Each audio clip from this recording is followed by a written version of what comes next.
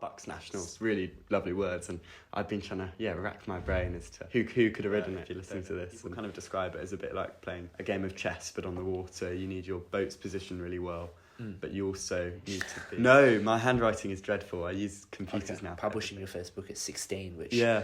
Like, I could barely write a narrative or an article at that age. You sold more than 10,000 copies, 4.6-star review. So I had a drone and I crashed it. And then I sold the parts on eBay. And suddenly, wait, I now have more money than the drone was worth. And I knew that there was a business opportunity. I had to unfortunately let this employee go, the first one who I'd employed. Oh, but he's the good one. I think I'm really keen to find a co-founder. Often people will bring to me contradictions in the Bible. They can be really hard to get your head around, but actually as you read more and more and understand the context of the verses, and I've never found a contradiction. Christianity is all about love, and we could become so hypocritical. And I know I am so imperfect at so many things. Boys and girls, ladies and gentlemen, welcome back to my podcast, Coffee's on Me, David Quan, where I strive to give guests legacy-worthy interviews that listeners can enjoy while cooking, commuting, relaxing, or walking their pets. It's Easter Monday, and my guest and I are not having a coffee, not because he doesn't like coffee, but we went for a wander at night and just realised that none of the coffee shops are open, so we're just going to enjoy each other's company for now. But we are approaching 10,000 podcast downloads, and if you have been enjoying the discussions on Spotify, Apple Podcasts, YouTube, or wherever you listen to podcasts, thank you, and please do consider leaving a review and nominating a guest by contacting me via my Linktree, David Quan. Seeing this podcast on people's Spotify Wraps or receiving positive messages about the guests give me tremendous fulfillment. I cannot thank the guests enough for their courage and insights. For those new to the podcast, welcome and thank you in advance for your engagement. Please know that I don't take your time and feedback for granted, because when I first started this podcast at a low point of my time in Cambridge, I was mostly just nervous about humiliating myself. But I went ahead with this passion project based on 3 ideals that still make up the content description for every single episode. First, a purpose of giving. Second, learning from others. And third, sharing of stories. Given my many inadequacies, I will certainly listen back to laugh at how naive I am. But I genuinely maintain the deep conviction that this passion project, if wholly true to those founding motivations about giving, learning and sharing, is a worthwhile pursuit. So on to my very special guest. Olly Perkins is a second-year economics student at Robinson College, University of Cambridge. He loves adventure, especially climbing, ski touring and wild camping. Before university, he spent 6 months in Tanzania with a Christian charity. He enjoys being entrepreneurial, writing 2 published books, and has a business with full-time employees. He also captains the university sailing team. However, what's most important to him is his relationship with Jesus. He loves to bring people closer to Jesus, leading at Christian youth camps, and has recently started a society helping Christians think about effectively using their careers. Olly, nice to have you here, and welcome to my podcast, Coffee's on Me, David Quan. Oh, yeah, thank you so much. I'm really excited to be here and, to just chat about, whateve you want to ask. No, thanks. Me too. How was your day? It was good, yeah. I was doing some sailing training, actually. We've got an event in a couple of days, our Bucks Nationals, which is all quite exciting, and we're on good form at the moment. So that's so exciting. I'd love to maybe start with sailing, but before then, as you know, you're nominated. Both of us don't actually know who nominated you, but what we do have is why you've been nominated, and in the context of giving you a legacy-worthy interview, I'm just going to read it out because it's very kind words that I think captures many dimensions of you, and clearly people think really highly of you. So the person who filled my form on my Linktree said, "I'm nominating Olly for many reasons. Firstly, he's an exceptionally high-achieving man. He is the published author of 3 books, first published when he was 16. He's the founder of a business with 4 employees on his payroll and is on the Cambridge sailing team. He's a Christian and leader of the Robinson Christian Union, and his faith is central to his character. He has a particular passion in using his gifts and income to give generously to others. He spent a few months in Tanzania and loves to travel anywhere and everywhere. He was recently in Thailand with his friends with no real plan for the trip. He's a keen climber and outdoor person in general, and balances all this with his Cambridge degree and an actual social life, being a great friend to many. Most amazingly is that he keeps humble in all that he does and will never sing his own praise or let others do it for him. He'll be a really interesting guy to interview on your podcast. What are your reactions, Olly? Well, I always find it hard actually when people are so kind like that. I don't really know how to respond. I want to just be as kind of humble as I can about it. But no, those are really lovely words, and I've been trying to rack my brain as to who could have written it. But it's so really really generous if you're listening to this, and it's amazing. So your birthday actually was not that long ago at all, and birthdays are usually a time to, I guess, reflect and look forward. Tell me about how you spent your birthday.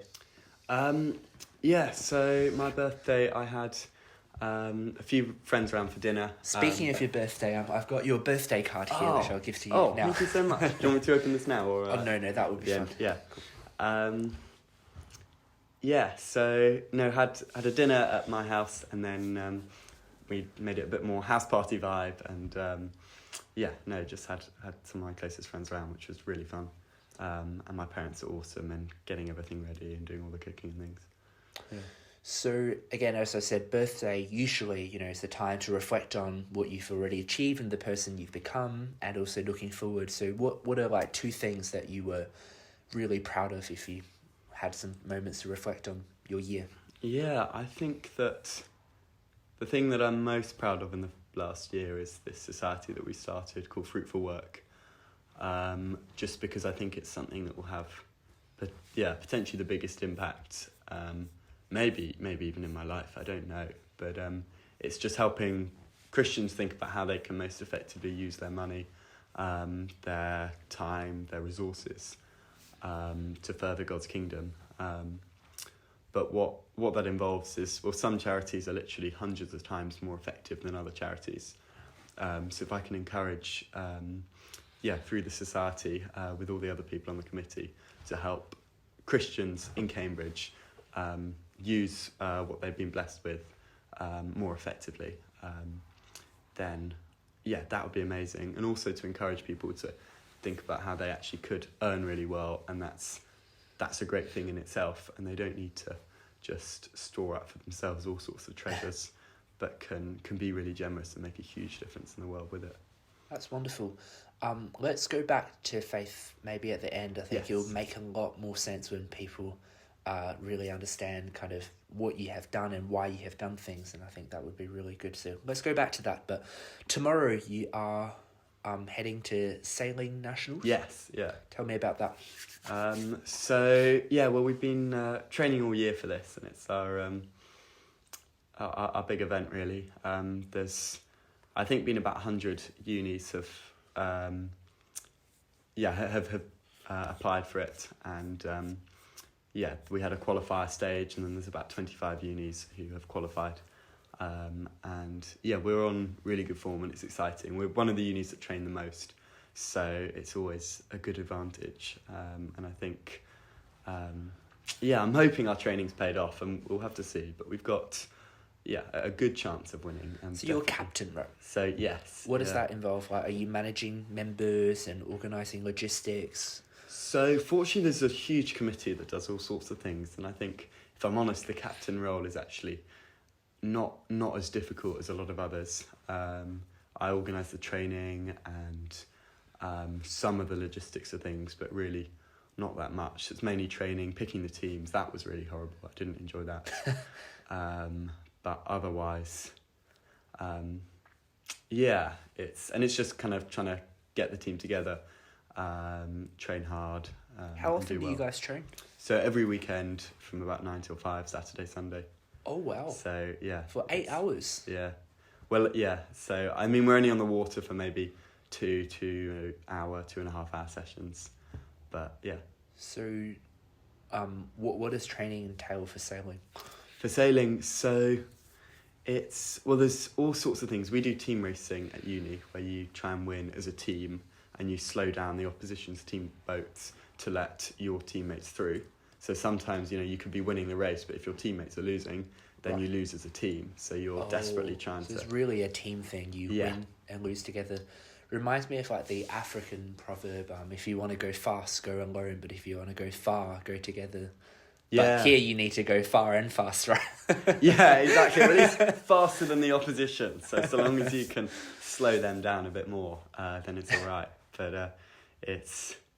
Yeah, I really enjoy it, but there's so many different aspects to it, and people kind of describe it as a bit like playing a game of chess, but on the water. You need your boat's position really well, but you also need to be really good at some of the manoeuvres, so we practice lots of them because you can make slight incremental improvements. So what are the skills needed to be a great sailor? Oh, I think, that's a really good question. In most boats, I think it's good to be quite physically strong. Fortunately for me, because I'm not really, the boats we sail at uni don't need that much physical strength. You're quite strong. I don't know about that. But I think really thinking about tactics and strategy makes a huge difference. And then I think the desire to keep practicing things and really getting routines in your head, different movements, because there's quite a few things that are just repetitive movements that you need to really nail. But there's so many different aspects to it, so I don't really know what makes someone a better sailor than others. I don't know what I've learned. So I guess I'm thinking in the context of I do basketball, for example. Yeah. And with basketball, usually if you don't start quite young and get that kind of training in early in the form, like shape your muscles in a particular way. No, actually it's not the physical, I mean the kind of habitual nature. You'll be quite disadvantaged unless you, hit a massive growth spurt and gain some real athleticism. But a sport like rowing is often, regarded as like a second chance sport where people can pick it up quite later on in their teenage years and still excel. For sailing, is it something that people need to start very young, or can they pick up at uni and make the sailing team? So I think, there's two things there. I think it's probably more about the time you spend doing the sport. So if you start later, you just have to do a lot more of it to get good. But I've spoken to people who are kind of on the British sailing team. They're age 25 and they started sailing age 19 or something. Oh, wow. But they've just gone for it so hard. For sailing at uni level, it's actually something that you can pick up pretty easily and quickly. And for some people, they just, they really pick it up and learn it. We've got a girl on the first team this year who had done very little sailing before she came, but we could see at the trials last year that she was just learning things much quicker than others, and she literally went from having really not sailed to being on the first team within a year, and she got a blue and all sorts. So I think it's actually quite open for people who've not done it before. It's not something most people usually think about when they pick up a sport, right? Not many people just go, oh, let's try sailing. Is that just a logistical kind of barrier? I think so. I think it can be quite an expensive sport. Fortunately, at uni, there's a lot of funding available. It actually doesn't end up that expensive. But to do it beforehand and I've been kind of really blessed that my family, because being able to drive with me all around the country to different sailing events, and you have to have a boat which costs maybe £1,000 or £2,000, something like that, or even more as you go up, and so I think that's probably a limiting factor, but mainly just the commitment. If you get into football, you can play it, at your local park, local team, really easily. But my parents had to sacrifice enormous times driving 5 hours to Wales or to all sorts of places. So when did you start sailing? I think maybe age 7 or 8. Wow. So it's been a really long time. So I'm guessing your parents would have had a big influence in you trying out sailing? Yeah, so my dad really, really loved sailing. He'd done it a lot growing up, and I think my mum had done a bit, but just enjoys it because it's something that my dad's really passionate about. Did he compete? Yes, he did, yeah. So he doesn't anymore.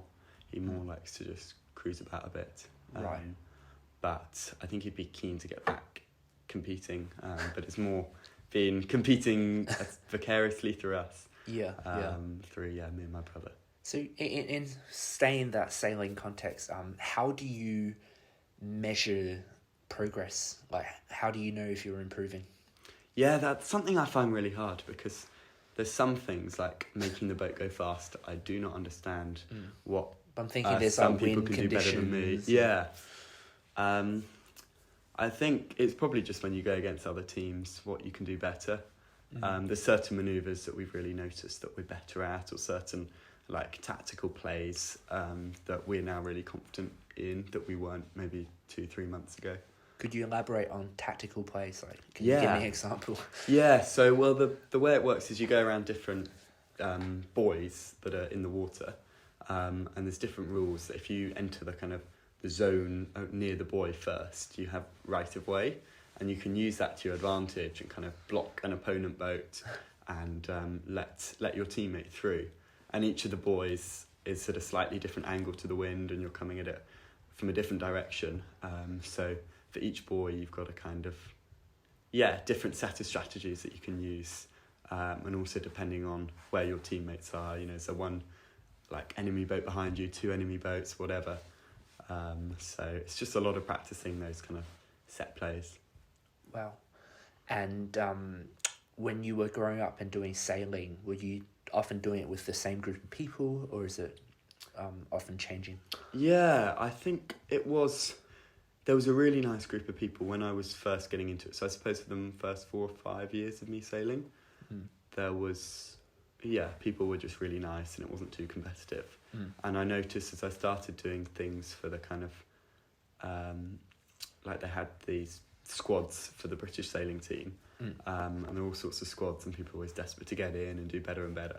And it seemed that people just became a bit more ruthless, and also friendships would depend solely on how well you're doing. So I remember suddenly, quite unexpectedly, doing really well in some events, and suddenly people wanted to be my friend, whereas before then they weren't too interested in getting to know me. Right. So I wasn't really a fan of that whole environment, and I think age 15 or 16 I just decided to stop. So even at that age you thought that wasn't very like genuine or good? Yeah, I think there are a few people who were always training together, and they'd be every single weekend driving somewhere far or flying to another country to do it, and they got on particularly well with each other, and I felt slightly on the outskirts because I don't think I trained quite enough to be with them. And I just realised that I'm not going to commit my entire life to sailing. I'd like to do all sorts of other things, and really enjoyed when I was 16, 17, 18 just getting to know friends at school, because I didn't really have, I had friends at school but none that I really felt like at home and happy deep with. emotional Exactly, connection, yeah. And I found that in sixth form I really got to know people there, and that was perhaps a function of having weekends to just spend with friends rather than sailing. And one last, I guess, sailing specific question. I'm just really curious. I don't really know much about it. Again, I mainly look at sport through the lens of my own experiences, like basketball, where, you know, being a year older, you know, makes a big difference in basketball at that age. Does age make a big difference in sailing? Like a 16-year-old and a 14-year-old, does it really matter? I think years of experience do. Okay. And I think size does in some boats, and it can work in different so ways. So hypothetically, could like a really, really experienced 10-year-old just be better than an average 18-year-old? So I think because the boats that they'd be in are, you need to be heavy enough to be able to keep the boat flat when it's windy, so they wouldn't. But for example, I do events in boats where you'd have 9-year-olds to 15-year-olds competing, and especially if it wasn't too windy, you could have the 9 or 10-year-olds beating all these 15-year-olds who've been sailing for 2 or 3 times as long. But yeah, the younger ones just really seem to get it, and also are the right size for the boat. Sport is often a metaphor for life. Help me connect sailing to your schooling years. What have you learnt from it, and how has it taught you to think or to socialise? Yeah, I think it's taught me a lot about, we're just making like tiny improvements to make some small aspect of the sailing slightly better, and it feels a bit just so incremental that is it really worth doing? But when you put them all together, it makes a big difference. And I suppose there's a lot of that in life in general, and just understanding a few more things.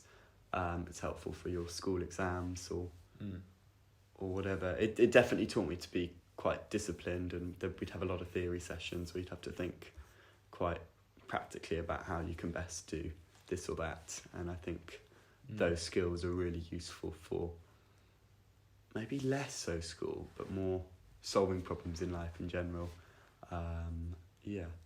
It's like the butterfly effect, that little change at the start initiates a ripple effect. Yeah, I think so. And I think often the little changes are little, they don't make much of a difference.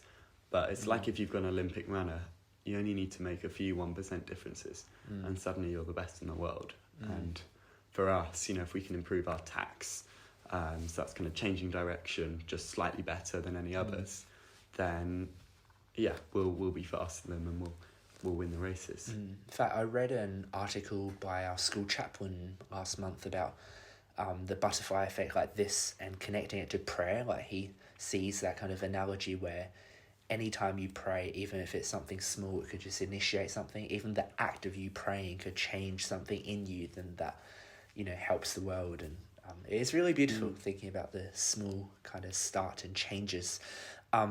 So were you at Guildford all throughout your life then? So, well, from age 4. So I lived in London until I was 4, but I can't really remember it. Okay. So, yeah. And in primary school, so you started sailing at 8. That would have taken up a lot of time. Any other childhood hobbies? Oh, that's interesting. That really goes back.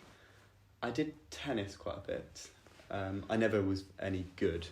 I don't really have very good hand-eye coordination at all. So I've done it most weeks. I've slightly stopped at uni, which is a shame. I've got into squash though. Did it every week, and I can just about play against people who've picked it up and done a couple of years. But I really enjoy it. So I did that. I don't know. What were the report card comments that you got from teachers at that point? Oh, they were, your presentation's really bad. There's Really? a lot of that, yeah. So that's changed. No, my handwriting is dreadful. I use computers now for everything and all my exams and things. Okay. So I think your verbal presentation, speaking is good. Yeah, so verbally, and that was what was interesting. So I had to do an exam to get into my secondary school. And I did the English thing and the English exam, and I think it probably wasn't very good, and it was almost certainly not very legible either. But then they spoke to me and had a verbal interview and were like, okay, he can actually understand some things, he just struggles to know how to write it down. And throughout secondary school, being able to use a laptop and things meant that my kind of written communication improved a lot. Okay. And so I'm just thinking in the context of you writing your first book, publishing your first book at 16, which like I could barely write a narrative or an article at that age, and you've published a book, which is quite incredible. I'm just trying to understand how you kind of built up your writing skills, your worldview, and everything that led up to the OP that we know now. So in that primary school context, is there anything else that you really look back to? And I remember distinctly saying in my English class, I didn't like English, and this was in year 5 or 6, why am I doing English? I'm not going to become an author. It's a complete waste of time. And Very little ironic. did I know that, although I still don't really like English as a subject, I think I'd find a topic I was interested in. At the time, it was the weather. And it's something I just wanted to write about a bit. And it was, I think also writing the book was partly a response to, I was writing articles for sailing magazines, and they'd pay kind of £100 a time or something, which was amazing. And I was like, oh, how can I get more of these? As a kid, there's not many things that they want me to write about. But I thought maybe if I write a book, a short ebook, then it will show I'm more serious about this, and they'll take me on for more commissioned articles. So your first book, correct me if I'm wrong, Reading the Clouds, How You Can Forecast the Weather. published in 2018. So I'm guessing that's closely related to the sailing and just you, I guess, had to look at the clouds and Yeah, so I forecast think the it was weather. exactly. So from sailing, it was helpful, and it was something I'd been interested in for a while. So And even when it's pouring and thundering, you still have to do the sailing. Like, does it? Yeah, if it's too windy, they don't let us, or if it's too Okay. light wind, we can't go because you don't move anywhere. Okay. But yeah, if it's too windy, people end up capsizing the boats, end up swimming a lot. Boats Has start it happened breaking. to you before? Well, today actually it was quite funny. Oh, it is that was the really first time? windy, and we capsized not that many times in the boats we sail at uni. Okay. But there was one gust, the last one, half of the boats out there just completely capsized. Good prep for today then. So yeah, no, exactly. Keeps you alert for the podcast. Yeah, definitely. So how many pages is your book? Because I know that you sold more than 10,000 copies, 4.6 star review, which actually this podcast is currently on 4.6 stars as well. Yeah. So Brilliant. that's a fist pump. Yeah. So I suppose the book, it actually started as a self-published book that was maybe 80 pages long. And so that was in 2017. Is it lots of pictures? Or So yeah, lots of pictures. It's not actually many words. I think it's 20,000 words. your pictures? Or So half my pictures, half just Creative Commons pictures I found on Google. And then after a few months, an author at at a boat show I was at, who was published by Bloomsbury, said, "Hey, your book's really good. We'd love Bloomsbury might be interested in publishing it," and they sent it to Bloomsbury, and I was like, "Okay, maybe this is a good idea," and they just then published it for me. okay. And it meant that So you got a commission. yeah, so they'd give me like 50p a book, which Oh, wow. was, compared to before when I'd get about £5 profit per book, it was a bit of an interesting, you get a tenth of the profit, but actually But they get the scale for they you. get the scale and they translate it into other languages. They've just done a second edition, came out about a month ago. Oh, wow. And yeah, so they can market to loads of places, and it's in Waterstones, places like that. Okay. So yeah. Wow. It was an interesting, kind of dilemma. Do I take a big cut in the commission I'm getting, but hope that they sell more? And unfortunately, the first one at least has sold quite well. I think the second book, which is like a pocket edition, hasn't seemed to have sold quite so well. I don't really understand why, but yeah. So, like, 20,000 words is still quite a lot. Yeah. So, was there a moment that you just went, I want to write a book, or was it more of a, let me record down some of my observations and like a diary style, then after a while you go, oh, actually, if I compile all of these, then that could be a book? Like, what was the thinking? Yeah. So I think I'd never thought, right, I'm going to write a book. It was going to be a short ebook. The kid who hated English. Yeah, exactly. But see where the wind takes you, literally. Yeah, no, quite literally. And I think each page or two was a nice self-contained, almost like article of 400, 500 words. So it actually meant I'd end up writing kind of 20 or 30 different page spreads about different types of clouds, what they mean for the weather, and it felt a lot less significant. And in terms of actually forecasting the weather, which is quite a good skill to have, at that age, did you base it off of like your own experience in sailing and kind of what coaches and others told you, or did you also go above and beyond and say, read like research articles and how did you learn? So I think it was probably not that much from my own experience. I didn't have that much experience in terms of all sorts of the different clouds, because some are maybe rarer than others. So a degree of experience, but more just compiling from different books and putting them together. So it's not very well academically done.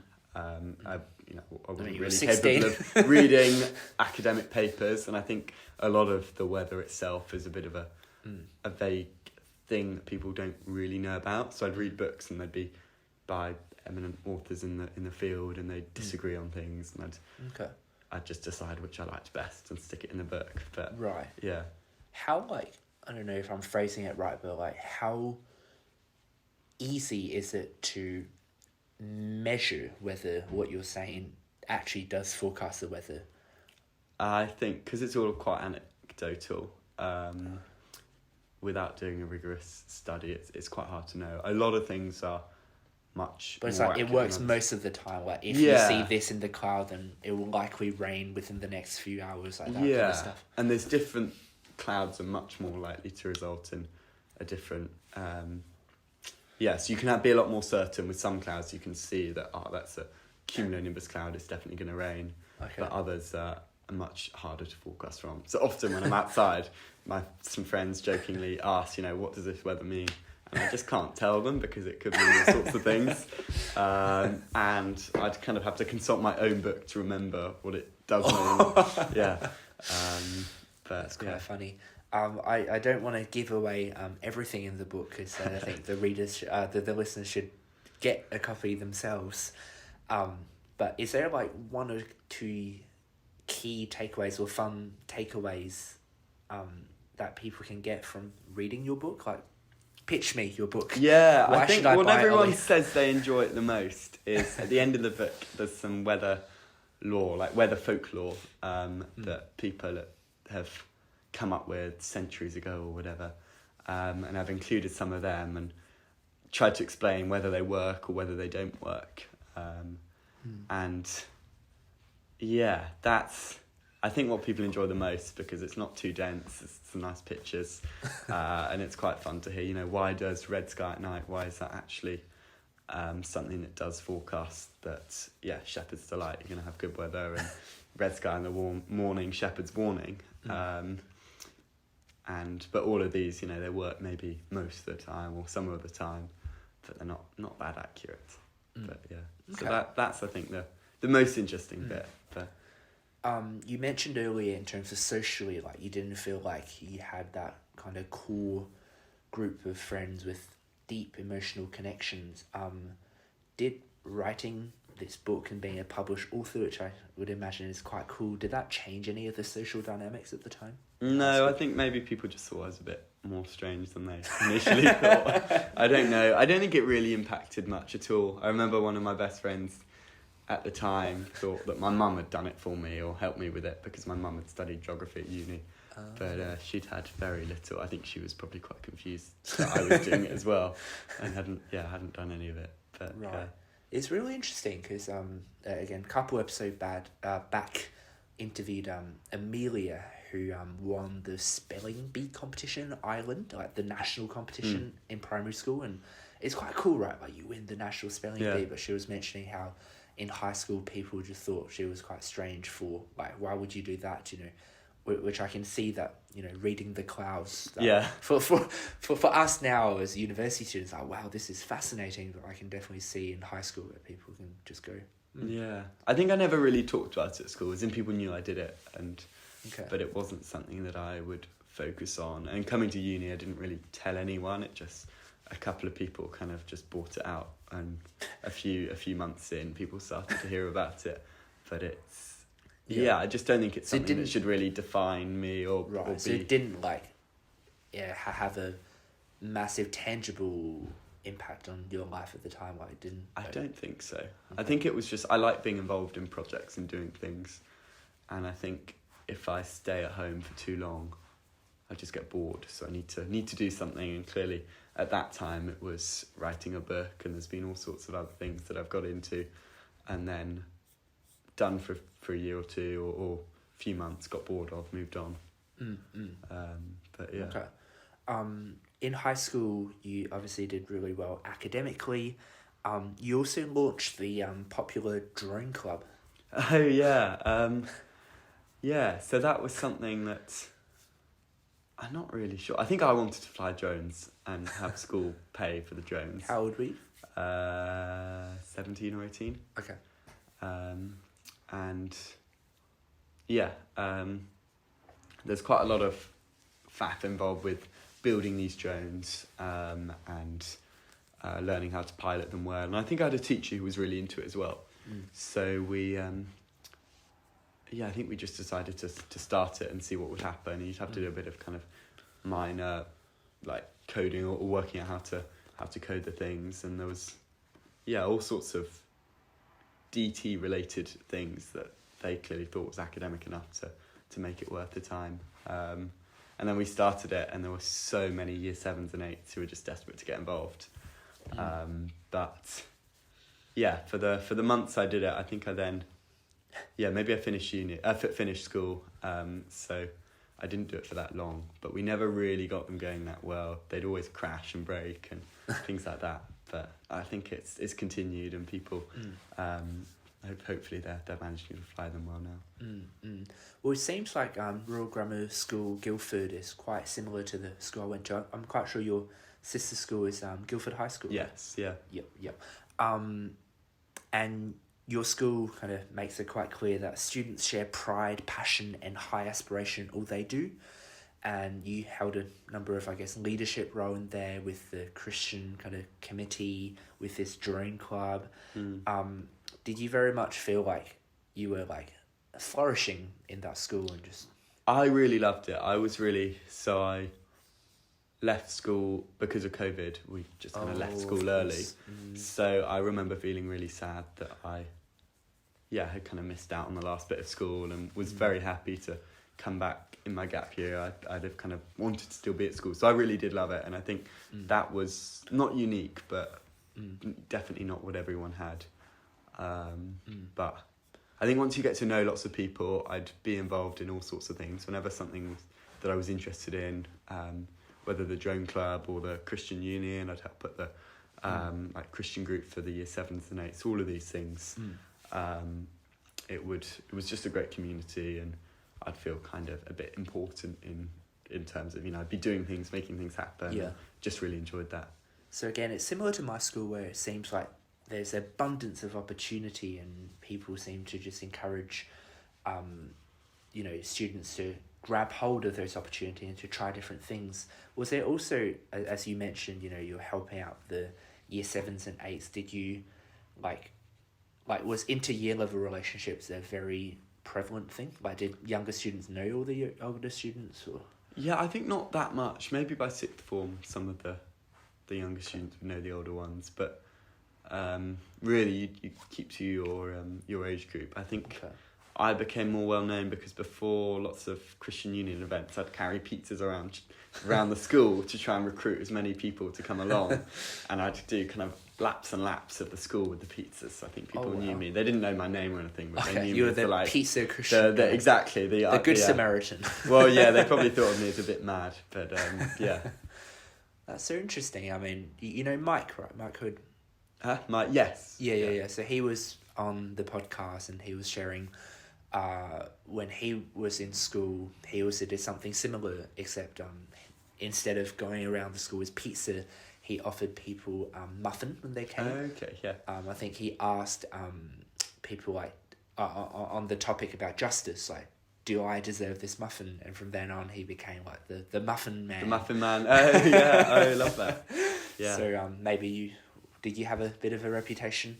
I don't know if people... I think a few people would know me as the pizza. Okay. I think pizza's just too common. Yeah. They didn't... Yeah, I think it was so rare to have at school, and people would come along and I'd get one tiny slice of pizza. And I was quite shocked that they'd... if they weren't interested in Christianity, why they'd come along for such a small amount of pizza. But, they seem to do it. So when you were, like, year 7 or year 8... Yeah. Did you know any of the older students, or if you were involved with the Christian Union, I guess you knew people that way? So I knew a few through sailing and through the Christian Union, but that was it. Because most other sports or classes or whatever, it's just in your year group. But, okay. Yeah. And this drone, I guess, kind of club and the experience you had there seemed to directly correlate with the company that you founded, Drone Optics, which is a drone parts and repair store. You've grown the company quite rapidly, 2 full-time employees. No, sorry, 2 full-time and 2 close to full-time, so 4 employees in total. Yeah. Tell me about the company. The company, yeah, well, again, I think most of the things that I do start off with no big aspirations. So I had a drone and I crashed it. And then I sold the parts on eBay, and suddenly wait, I now have more money than the drone was worth despite the fact that half of it was broken and crashed. So I then saw a drone go up on eBay cheap and was like, right, I'm going to buy this and take it apart without the crashing part and sell the parts. And I did that. So smart. Yeah, and it was, well, I don't really think it was... So you're like, that's bizarre, like, what? Yeah. I crash it and it's worth more. And it's worth, exactly, and I think I slightly knew I'd done a lot of research into drones, and I knew that the parts were really expensive, so I was quite afraid of crashing it, and I knew that there was a business opportunity in selling the parts.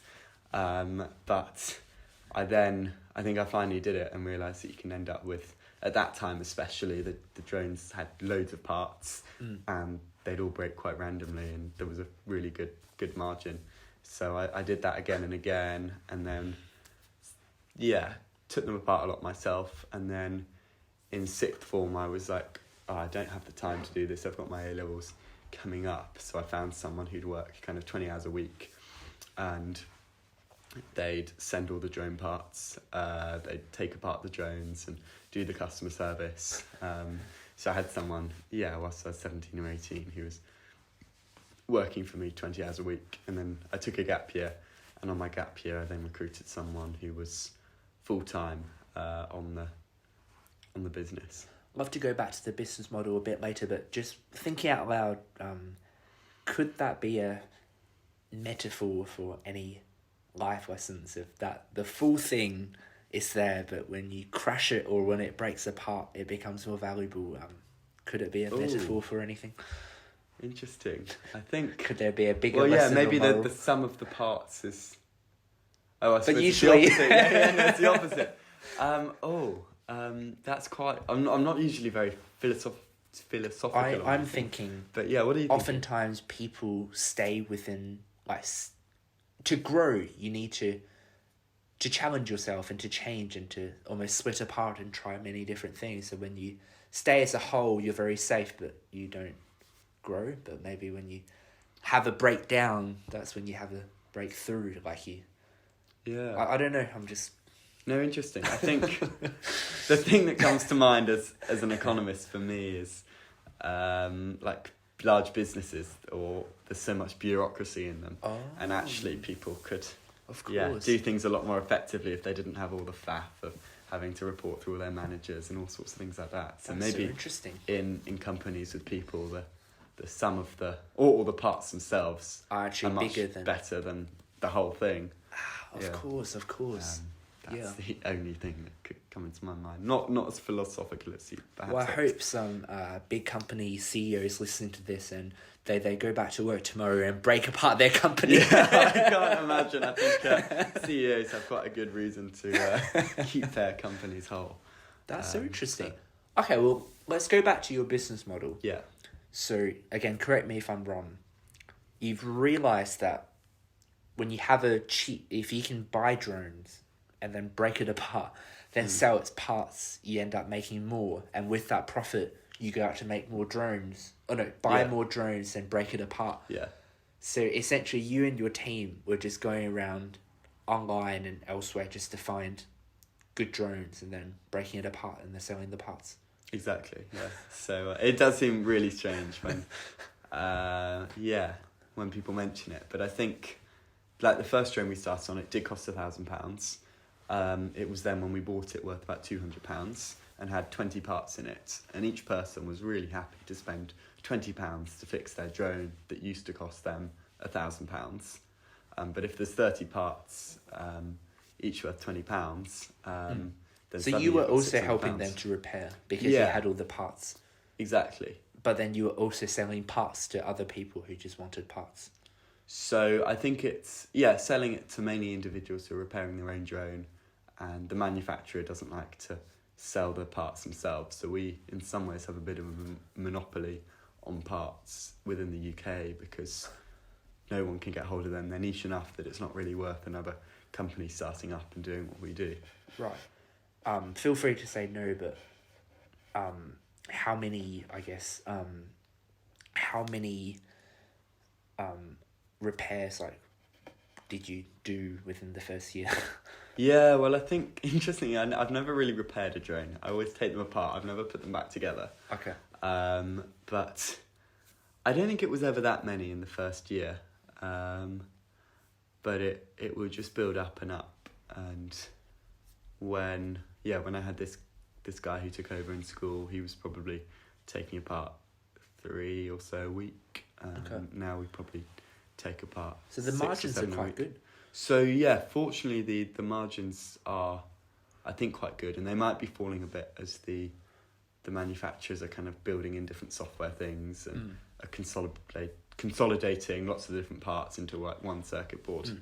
But it's fortunate that the margins are so good, because I don't think I'm running the company very well at all.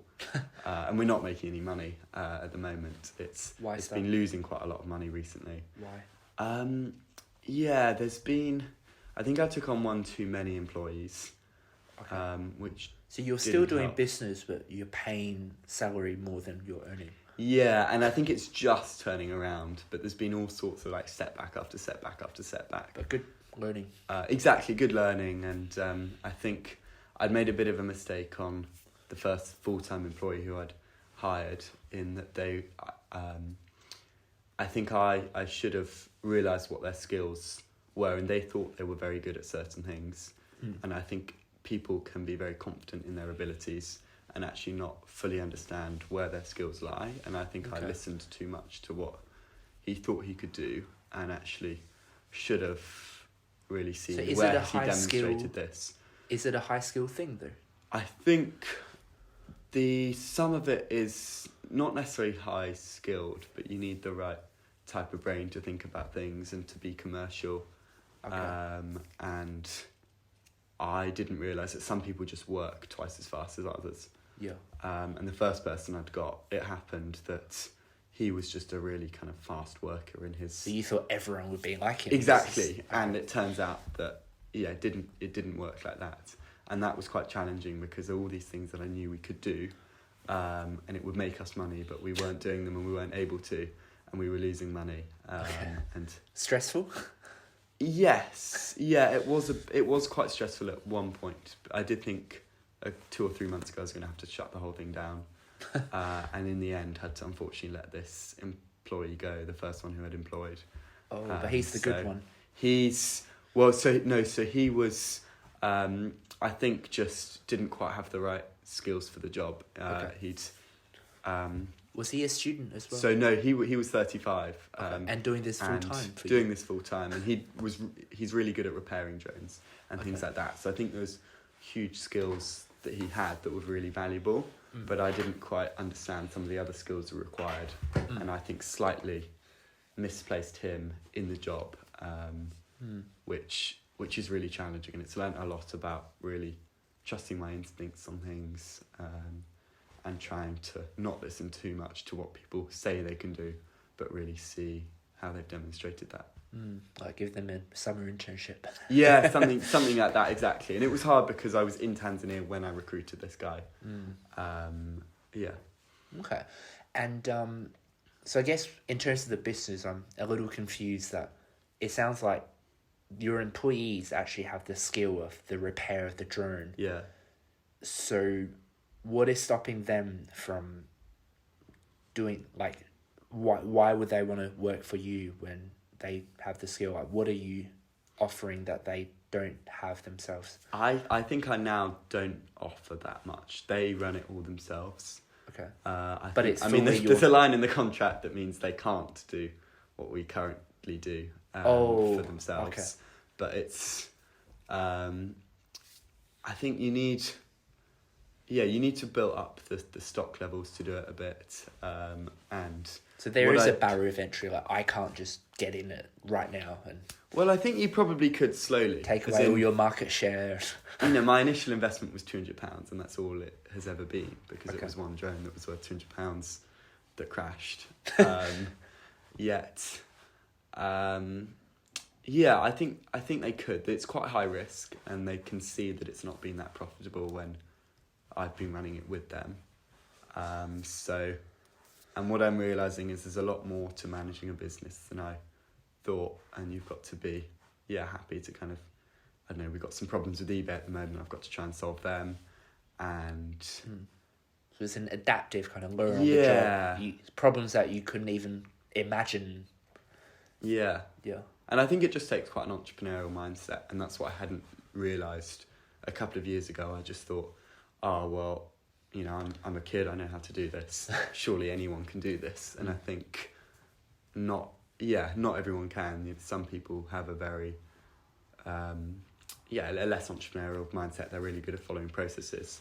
And I think I'd struggle more in a job where I'm just told what to do and to always try and do the same thing. So I think, just really learning that there's huge variation in different people's skills, and no one's better than any other people. You know, this guy who started working for me full time. It's not like he's worse at in general. He just different skills, exactly. And you know, he's really good at now running his own repair company. Right. And that works well. But yeah. Okay. And what were some of the problems that you've managed to solve after a lot of thinking, and what were some of the problems that perhaps you still haven't really solved? Yeah, so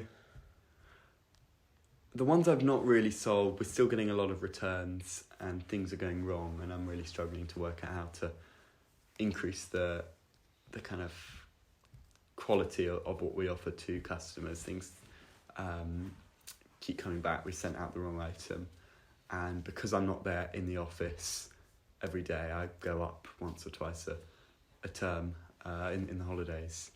I can't monitor it closely, so there's things like that that's harder. What things have we fixed? We've been having some ongoing eBay problems that they've been trying to shut down our account for something that wasn't really our fault, but they I don't think they really understand it. So that's been a problem. The winter just doesn't sell nearly as much, and I didn't realise that. So when I took on an employee in November, we just had a really profitable summer, and then I took someone on, and actually that was bad. We didn't have enough in stock, all sorts of... people took holiday and then stock levels went down. Okay. And are they paid like on a drone by drone basis, or is it a set salary? So it's a set salary, and I think that's what's really interesting, is that the person who I'd got whilst I was at school was working on an hourly rate, and he would log his hours, and that worked really well because I would pay him, every single hour he'd do, he'd get paid. Could that make sense? But that obviously rests on the trust that he would actually do his best and not drag out. Exactly, and he said what he'd do, and I'd be like, oh yeah, that's fine, you know, you took 3 hours taking apart that drone, and I'd give him his money, whereas I think any time someone's on a salary, it's harder to motivate themselves. It's almost like a futures contract where you're locking it in early, but you're expecting... I suppose. But exactly. It's like it's very unlikely for both parties to get that hourly rate output. You know, one party is quite likely to win or lose. And it seems like maybe you've overestimated the... and I tried to incentivise quite significantly with the profit share arrangement. But I think some people... So they had a bonus as well? Yeah, so when we were doing well, they'd get a good bonus.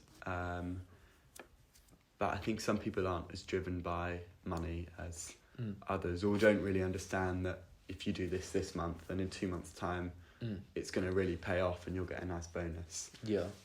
Did you have a good personal relationship with them, or was it more of just a business? It was more, I think, a business relationship. And I'm really happy now that so I've got 2 people who are now working for me full time. And one of them I think really gets me and respects my points of view and my feedback on things. And unfortunately, she's been quite ill for the last month and a half. So it's another problem that's hit. That's really nice and makes a huge difference compared to someone I've been working with. I don't think really respected my opinion, and they thought they could do it better than me. Right. So there was actually a confrontation. Yeah, and because I wasn't there the whole time, I'd have to kind of accept that they have to just keep them happy. And I think I'm a bit of a pushover boss because I'm not there to tell people to do things otherwise. Wow, that's so interesting. So I guess you learn not only from the business problem solving, but the interpersonal dynamics. Yeah, definitely. Do you There's so consider much yourself learning. quite a social person, like high EQ? I think, yeah, I think I sometimes struggle to read what people are thinking. But generally, I think, yeah, I do get people, and I wasn't hugely sociable at school, but I do, understand what people want, and I hope that that's one of my strengths. But when I'm operating over WhatsApp and living 150 There's a miles lot of away from where the assumptions, office is, then it's really hard. Yeah, I guess we can never be we can never be sure of what other people are truly going, and I guess good EQ would require a healthy dose of humility that we could be wrong, and Yeah, no, definitely. Okay. Do you have plans to, like, is this drone company what you want to be focusing on growing, or is this just more of a side thing that you want to keep as a side hustle? Yeah, I think it's the latter. I think it would be really good. I'd like to start a startup after I graduate. And if I can get drone optics to a point where it's earning enough money to cover my like rent in London or something, then that would be really helpful, because it's really scary to go into London, start a company without having any income. Yeah. So I think I'd really like to keep it going, and at some point hopefully just tweak the efficiency and things, and I think it could be really profitable. It's just not at the moment. Wow.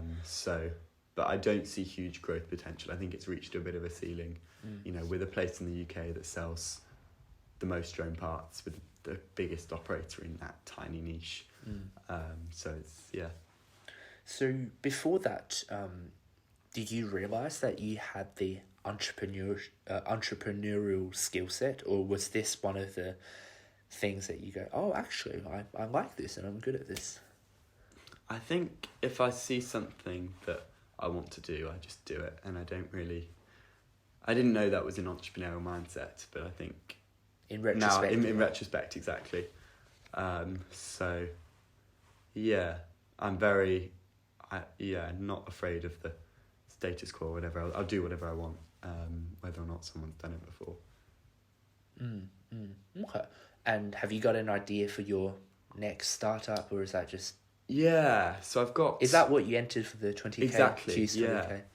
Okay. So, I entered this competition at uni for a business competition, and I'm starting the company at the moment, and I don't really have the time to put into it, which is what's been quite annoying over the past year. I've been really trying to get things started, but I'm hoping over the summer, early next year. So it's going to sell drone services, so drone inspections, drone mapping, using a network of pilots around the UK, and will sell data basically straight to companies who need it, integrate it with their systems, and that the data, it might be roof inspections, what's broken on their roof, or high definition 3D map of some landscape, something like that.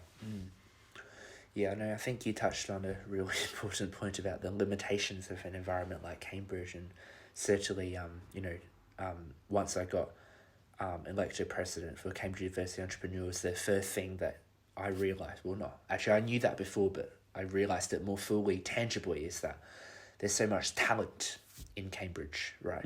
People with ideas, people with entrepreneurial ambitions, but yet they're so constrained by the 8-week term and, the academic demands that they have these ideas, but they don't really have the space to pursue, because with entrepreneurship, as you mentioned, problems arise, and it's all absorbing, right? Like, there's no set hours, like there's no set list of things you need to do. It just keeps coming.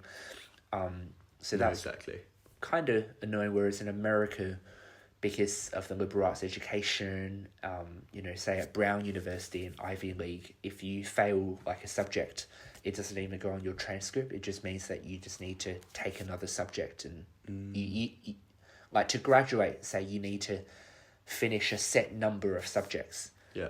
Say, hypothetically, say it's 8. So if you fail one in first year, that just means that you either need to take more next year, or you can just stay on for another half a year take more so that it gives students that freedom. Yeah. And likewise, like I think lots of UK universities, especially like Oxford, they used to take like 50% of equities. They don't have like professor's privilege. So I think that also adds or diminishes the level of incentive that people have to be bold, and entrepreneurship is risk taking. Yeah. No, I think time is the biggest problem. So there's a lot of companies that come out of Cambridge, but I think they're mainly as people graduate or they're doing post-grad things, and they come up with a product and then they realise they can monetize it. And I find that with the sailing I do, running the current business, the degree, all sorts of things with church, I just don't have the time to put into it. I'd like to get 1 or 2 clients and just see exactly what they want and probably make a loss on it all. But come up with a minimum viable product of exactly what, selling drone services to customers, seeing what they want, and going and improving it by targeting those two clients, rather than coming up with an idea, making it amazing, then taking it out to clients. And they're like, we don't need this. So do you see yourself as a hustler? Yeah, I suppose a bit. There's all sorts of things that I've done. Yeah, the book, the business, just side projects. You definitely hustled to Eden's evening service yesterday. Yeah. Hustled right next to me. Yeah. Okay. Any other things about your entrepreneurial career now that you want to be featured in this recording? I think... Yeah, I don't know. It's something that next year I really hope... I think I probably won't sail next year, so that I can put more time into setting up this company and getting it going. So once I graduate, I don't suddenly be like, well, what on earth do I do? I'm on my own. Just sail away. Yeah. I think I'm really keen to find a co-founder, a technical co-founder, because I'd find it really lonely working on it on my own. I think I could keep it up for a month or 2, but after that I need someone to be with me. So do you have the technical skills, or you're looking for a co-founder with the technical skills? So I think I'm looking for someone with the technical skills. Whereas you want to manage the business side of things. Exactly, okay. Yeah. My coding skills are limited to what I did in about year 8 or 9, coding different things on a Raspberry Pi. Well, if you do maybe find a technical co-founder through this podcast, then you should get me coffee. Yes, yeah, no, definitely. Yeah. That's wonderful. I did promise you to save the faith part until the end, because I think it is a great summary of the purpose of why you do things. And is there anything else before maybe we talk about being a Christian, your relationship with Jesus, that you feel like is quite important to you? No, I think that really is the most important thing to me. Yeah. Is my relationship with Jesus, and I see it through all I do, and I want to tell my friends about how amazing it is to be in relationship with Jesus, and through whether that's people I meet through sailing, and I just try and live a Christ-like life. So I try and just live a life that people will think there's something different about Olly. I wonder what that is, and he's Christian, and actually encourage people to think about maybe they'd want to become Christian through living out my life in a godly way. Yesterday when we were together in the Eden church service, the preaching or the reading was Luke 24. Yeah.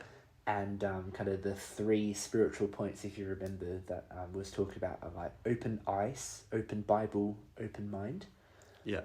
When were your eyes open? When did you open the Bible? And have you always had an open mind? Okay, so open eyes.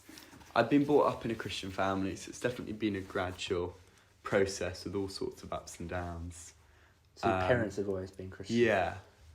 Okay. Exactly. And I think it was only in sixth form that I changed church from a church that wasn't my parents' church. And then I suddenly found, rather than it being this thing that we'd go to every Sunday and we'd pray, but it was a kind of religious thing. Actually, I had a relationship with Jesus, and I'd feel his presence, and I'd feel a kind of a warmth when I worship. And Wait, is that sixth form? so, yeah. So before then you felt it was more of a cultural... Yeah, and it's something that I kind of believe, but I don't think I'd really experienced it. It's just something that my parents had said is true. So, you know, I believe it's true, and it definitely felt more religious in that, yeah, you're doing things, and I go to church, I go to Christian Union, rather than, yeah, a relationship, and it's something that I really want. Okay. So, you know, like they talk, like, you know, born again, like there's a lot of dispute on whether it's like an exact moment or a gradual. So did you feel like you had that relationship, like, was it, do you remember a moment when you started that relationship, or was it just gradually consolidated and consolidated and consolidated? I think, yeah, definitely gradually consolidated. Like, so, were you baptised as a child, or did you also choose to? Actually baptised age 10, so... So you kind of knew. Yeah, and I think because I hadn't been baptised as a child, like the church we went to didn't do infant baptisms, it was something that I thought I should do. And so I definitely believed it then, but I don't think I'd really understood it. And I think as a child you can't really understand things, and it's only probably sixth form that I made the decision for myself. And, you know, when people talk about when they start that relationship, lots of their anxieties are alleviated. They find a real peace and hope and purpose. Did you also feel that? Yeah, definitely a purpose. And actually, I suppose, yeah, whether or not it's coincidental, I'm not sure, but I definitely found like my mental health improved a lot. I just had a lot more enjoyment in life from sixth form onwards, and I think a lot of that was I got really stuck into church and other Christian youth groups because it felt so purposeful. And I just loved trying to tell other people about Jesus. And when you were leading the Christian Union at Royal Grammar School, Guildford, what kind of what kind of activities? Like, was it Bible readings and discuss, or did you prepare PowerPoints and Yeah, well, we'd have weekly kind of discussions, usually about Bible passages. Maybe there'd be a talk. Someone would come in and do a talk. There'd always be lots of food to get people along, and we'd play a game as well, something like that. And then each year we'd have an events week, which I think was my favourite, because we'd have people come in and do really interesting talks. Exactly. And they'd do talks, you know, how can God allow suffering, or, you know, does science disprove God? And we'd end up getting 50, even 80 people coming in and hearing about this, and that really excited me and was something that I was really passionate about. So what were some of the biggest questions that you had pondered in that time? Like, you know, for example, like, why does God allow suffering? Like, what were your questions? I think that's a good question. I definitely for a while wondered, you know, how can God exist when science exists? And then I realised that actually they're answering two different things, and I think God used science to create the universe, and evolution is just a beautiful way that God that God created the world and created us. I remember really finding the reliability of the Bible and the evidence of the resurrection, particularly kind of convincing evidence for me to believe in Jesus. Is the Earth 6,000 years old? So I don't believe it is. I think it's, as I actually don't know the answer, but 3 billion years old, something like that. Very old, but yeah. Okay. I guess, the question you talked about evil, so what is your explanation? Because obviously as president of the Christian Union, having, led youth groups and, see you rep for Robinson as well, I guess one of the common questions that always get thrown around is how could an omnipresent, omnipotent and omnibenevolent God allow evil? What would be your response? Oh, I think that's something that I've found really, really hard. And it's something I've looked into a lot, and there's lots of explanations that I think help explain it, and none of them I think fully explain it. But I think when you put these things together, I always struggle to remember all of them. But definitely things like I think God wants us to have free will to do what we want. And unfortunately that means that people can do some really terrible things. But God primarily wants a relationship with us. He doesn't want us to be robots that just follow him. So he gives us the option to do whatever we want, with the really nasty side effect that bad things happen. But it's a kind of a sacrifice that has to be made, because otherwise robots that can only do right and don't have any choice. Okay. I've talked about this question quite a bit in other episodes as well, so I won't repeat what I think in this one. I guess like being a rep, people ask you questions, and what are maybe one or two misconceptions that people have about Christianity and Jesus, or what questions have you got? I think a misconception is that Christianity is all about rules and it's no fun. And actually, I think we can have enormous amounts of fun and and live a more fulfilled life than someone who doesn't know Jesus. Because there's real purpose to our life, and I don't think that Christianity is too restrictive. There's definitely sacrifices that have to be made. What are the sacrifices that you have had to make? Oh, sacrifices that I've had to make. I think... Like actual hard sacrifices. Yeah. It would be things like, even in my business, trying to be as honest as possible. And it's really easy to kind of lie to customers and say, this isn't right, or to charge them more than we should be. But actually, that's something that I don't want to do, because, I'm called to be honest, but I've had to sacrifice probably quite a lot of money by being honest. And there are lots of sacrifices, but I think they far outweigh the fulfillment far outweighs it. Being like honest isn't like, I mean, is there any like, can you give more specific Christian sacrifices?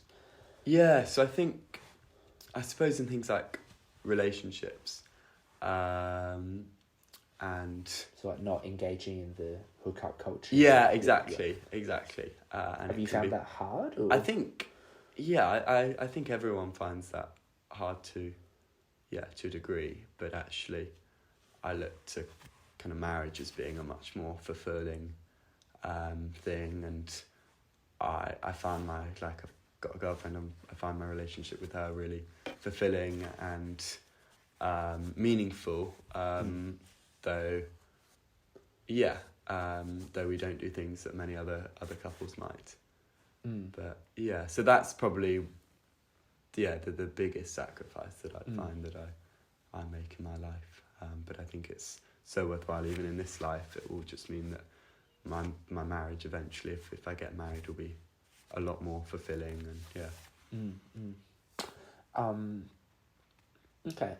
What other questions have you got from other people that have been quite thought-provoking?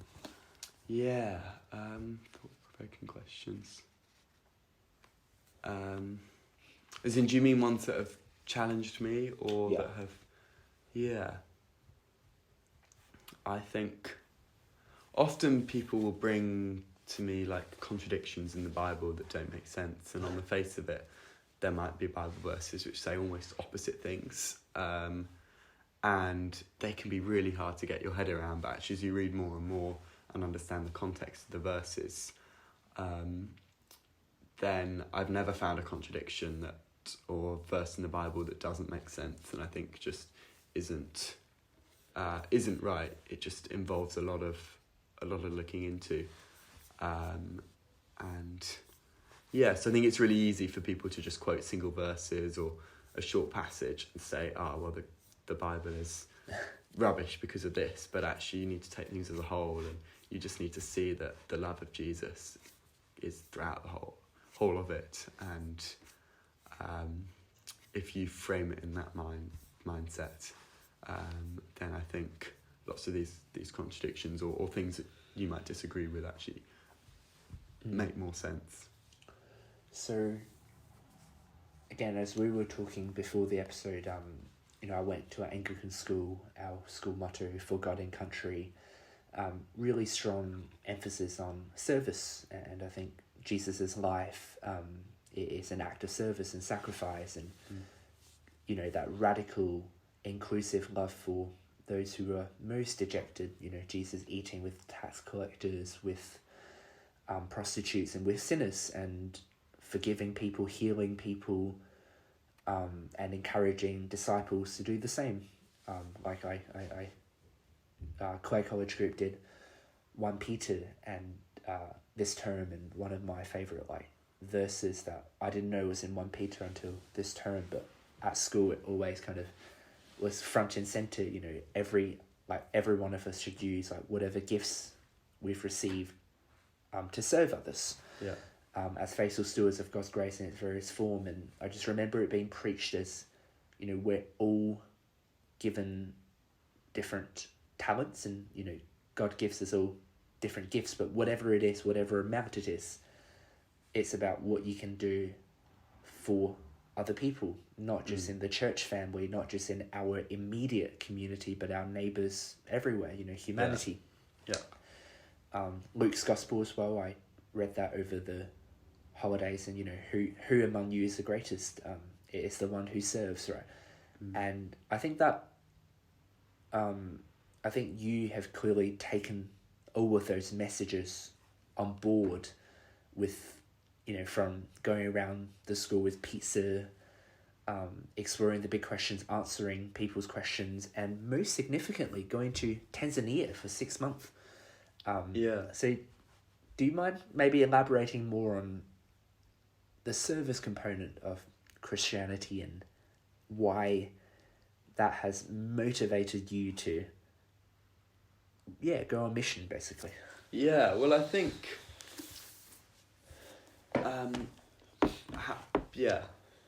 if you're able to be in a relationship with Jesus, it means that you can go to heaven, you're forgiven of all the bad things that you've done, and that is so amazing, having eternal life.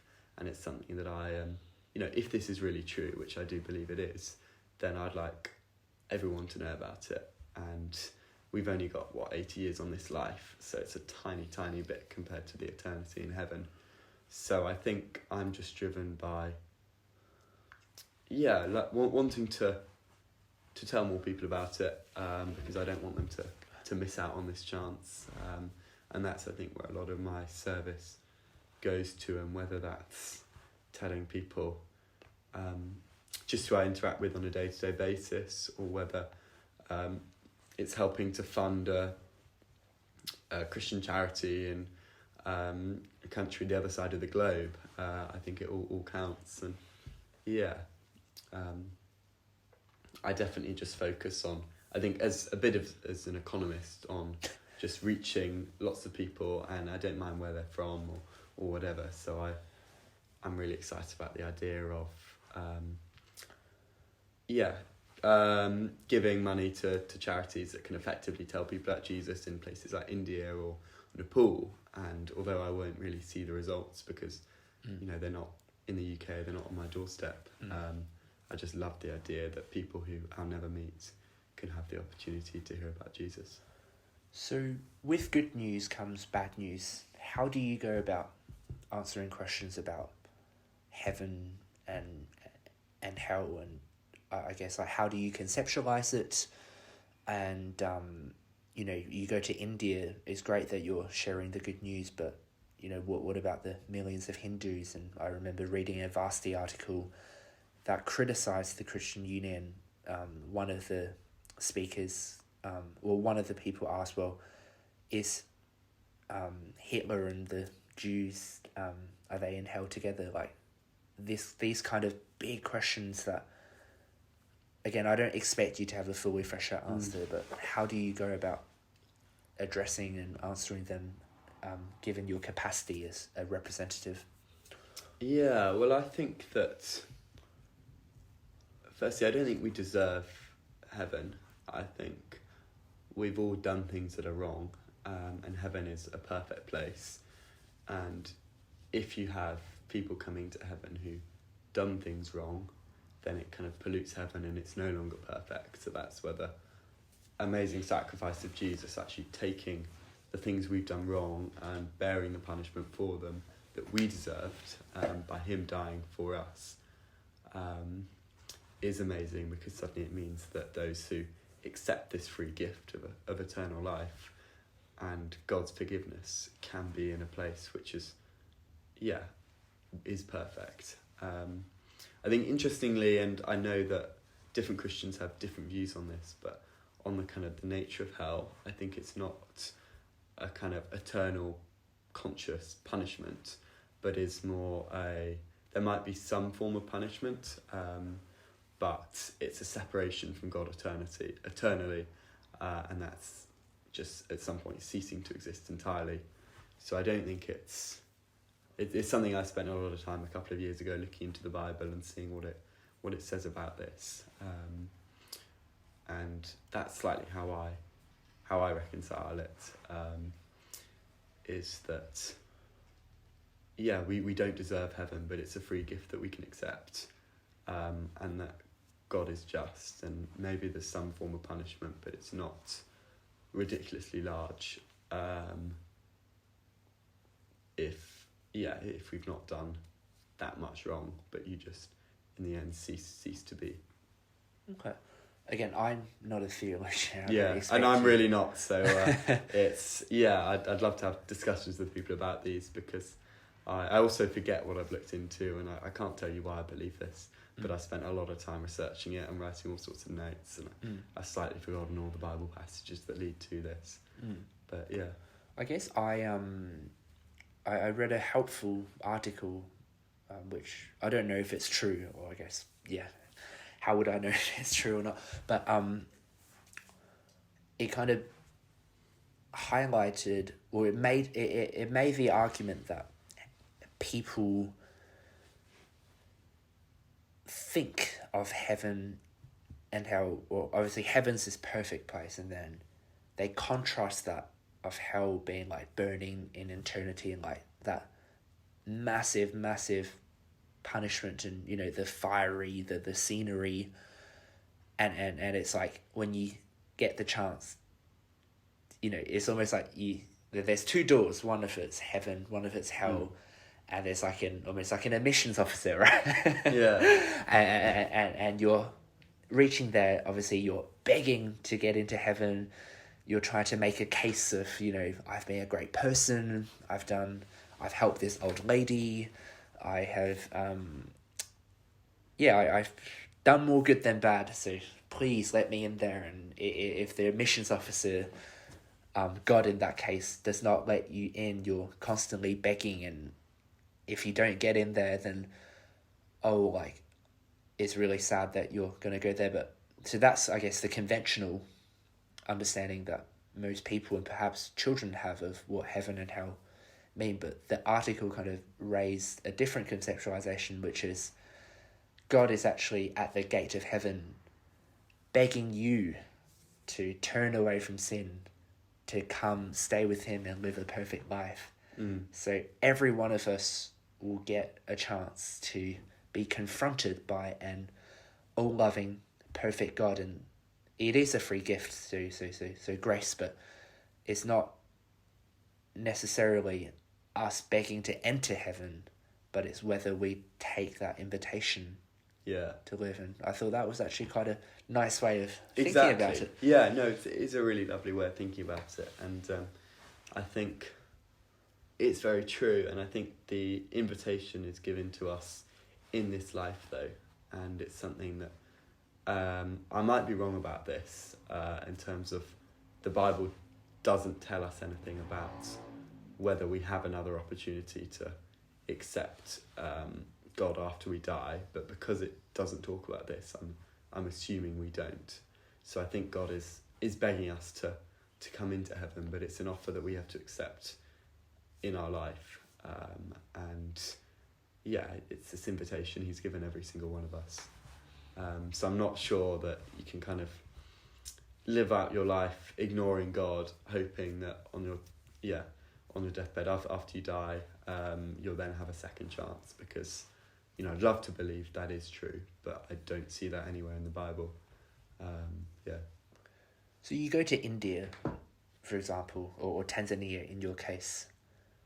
How much does it worry you that most of those people haven't yet, or not only not taking up the invitation, but just don't even have an invitation, like they don't even know? Yeah, I find it really, really challenging and quite upsetting in some ways that there's people who really don't know about God and haven't had the huge chance to hear about it. And I think it's just as common in the UK for people to have, even if they've gone to a Christian school, they've not actually heard about what it means to have a relationship with God. And it's something that I think as Christians we should do all we can to change and to tell all the people we interact with and people in other countries as well about Jesus. So it's something that I think spurs me on really in I just want as many people as possible to hear this good news. And it really upsets me that there's people who haven't. You founded the charity, not the charity, but the University Society, Fruitful, is it? Yeah, Fruitful Works. So yeah. Fruitful Works, helping Christians basically be witnesses in whatever they do. So I'm guessing by extension, you hold this assumption that you can love and serve God in a number of different ways, not just in a church or taking on ministry. But do you still feel like there are certain career paths or jobs that are just not, I guess, godly?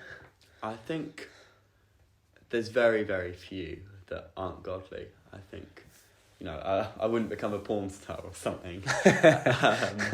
But I think, beyond some fairly clear lines, you can serve God in anything, and, God can call some people to be a kind of a binman or something, or whatever. But if they serve God as well as they can there, that's just as good to God as someone who is, a pastor of a huge church or making millions of pounds and giving them to charity. His idea of being godly is just following whatever He's called for us to do. So, what are you like exactly? Because you're from my understanding, you're hosting like speakers events and dinners, and is it more of just building a community where students can talk to older Christians and understand what they're getting themselves into, or is there more to this society than that? Yeah, I think it's more actually getting people thinking about how they can effectively use their careers to further God's kingdom in whatever that entails. But it's not something that's really thought about much in churches. But actually, we can have huge, huge impacts with what we do with our lives.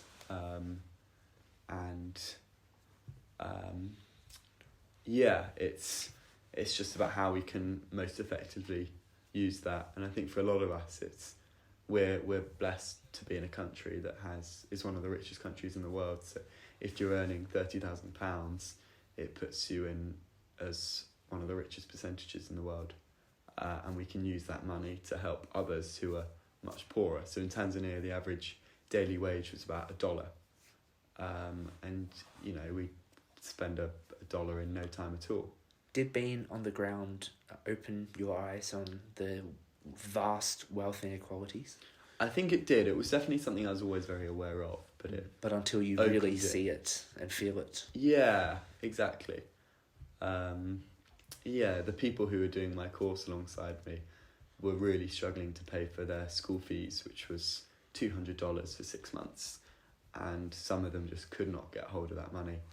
But in the UK, you only need to earn £10 an hour and do 2 or 3 days of work, and you've got that money. It's just really so different. So I guess you're encouraging philanthropy, or is it specific like evangelizing missions? Yeah, so I think it's whatever best helps bring others into a relationship with Jesus, and whether that's, I think a lot of that might be helping people. So you could go into a village, you could pay for a project that builds a well or something for a village, but through building that well you're showing God's love, and that helps bring people to Jesus. Or it could be direct evangelism, but another aspect is how that can be done effectively, because I think it's easy, and this is a general point regardless of whether you're Christian or not, it's easy to give money to charity and think, oh, I'm really good, I've given £100 away. But actually, like effective altruism, really. Exactly, yeah. So I'm really interested in the effective altruism movement, and especially the effective altruism for Christians. So I'm going to a conference in a few days, actually. Oh, nice. Which should be really cool. Yeah. Yeah. Because I'm more thinking of like, given your skills in entrepreneurship, like social entrepreneurship, using business thinking, business logics, business skills to be able to run more effective non-profits, and I was wondering whether you had thought about going like leaning more on your God-given talents of your problem-solving skills and management experiences to serve.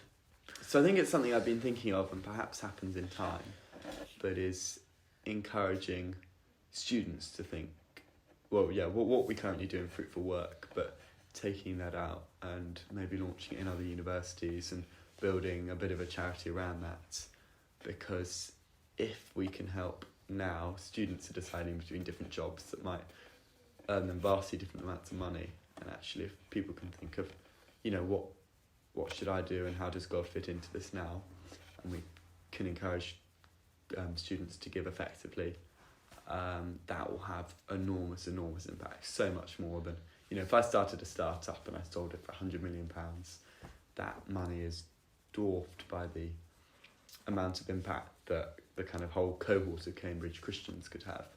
And if they could just use their money slightly more effectively, or their expertise, their influence, then it could have hugely ununderstandably large impacts. That's wonderful. Is there anything... I've got a couple final questions, but in the context of giving you a legacy-worthy interview, I want to make sure that we capture all the things that are meaningful for you. Is there anything else you want to add before my final 2 questions to wrap up? We've talked about quite a lot. Yeah, we really have, and I've really loved this conversation, so thank you. That's all right. I guess second to last then, you clearly have this wider awareness of other people in the wider community, and again, like Jesus' life is an act of service and sacrifice and inclusivity and love, right? And I guess that faith, overflow of faith, leads to that action. So, given this opportunity, who would you like to thank for shaping you into the person that you currently are?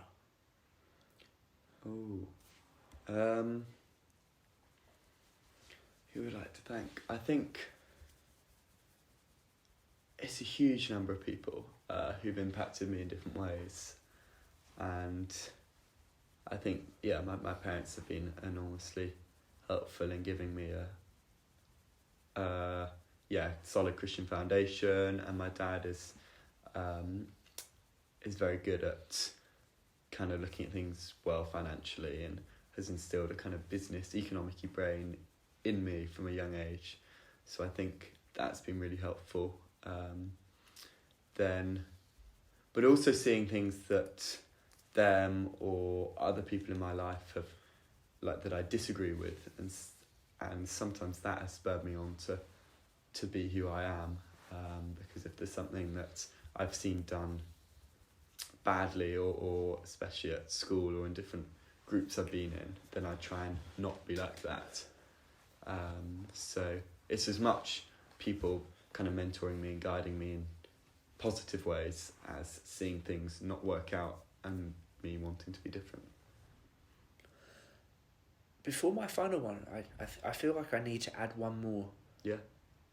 Which is related to being Christian.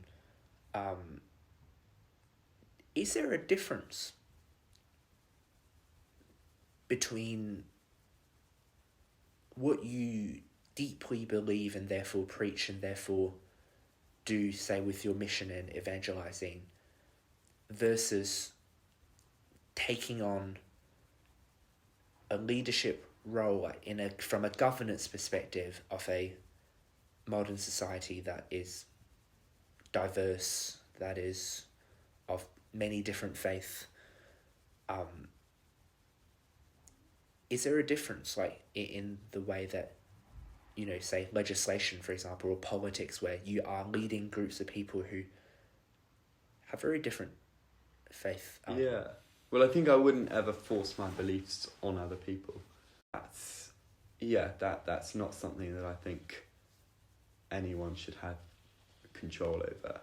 But I know it's a really, really hard topic, and it's not something that I can... Yeah, of course. That I know much about, and I think other people can put it in a much more... Lots of young people would say that they cannot see themselves be involved in a church or that kind of community, or even to believe God, because then it's like, well, it just seemed to them that,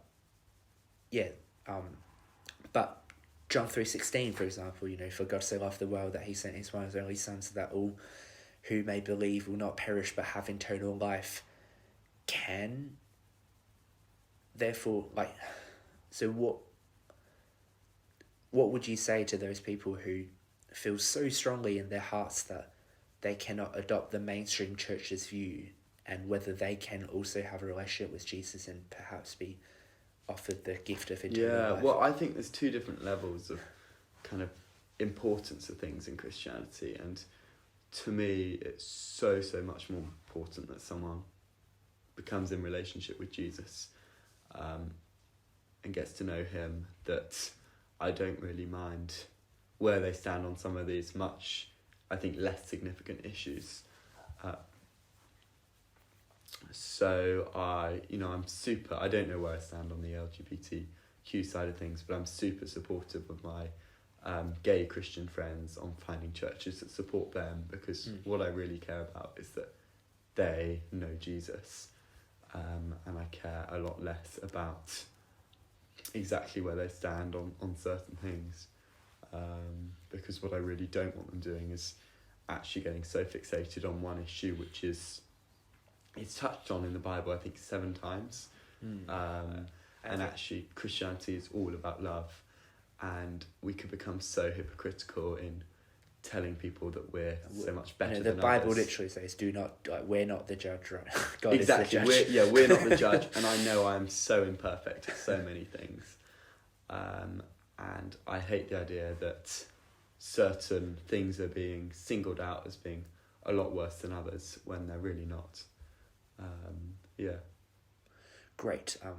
Very thought-provoking discussions. Where's my pizza? Okay, well, final question. Typical final one.